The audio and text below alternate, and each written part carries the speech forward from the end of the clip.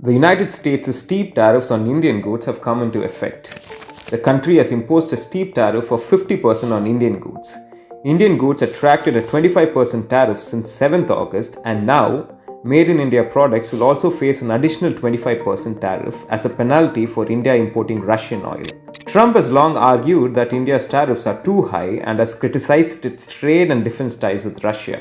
The US administration has claimed that the secondary tariffs would put pressure on India to stop buying Russian oil and thus limit Russia's ability to fund its war in Ukraine. New Delhi has said it is being unfairly targeted and that several countries, including the US and its European allies, continue to trade with Moscow. This 50% tariff do not apply to all products. GTRI noted that 66% of India's exports to the US will face 50% tariffs. Sectors like apparel, textiles, gems and jewellery, shrimp, carpets and furniture would be the worst affected.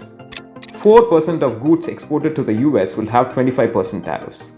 30% of goods exported would be duty-free.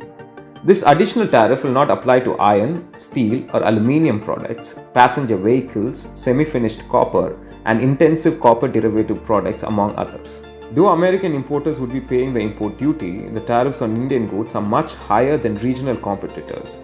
That makes Indian goods less competitive in the world's largest economy.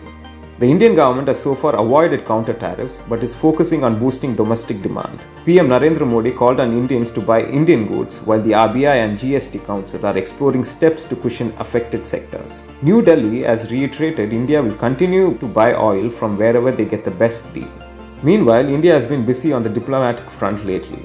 PM Modi spoke to Russia's President Vladimir Putin, Brazil's President Lula da Silva and Uzbekistan President Shavkat Mirziyoyev.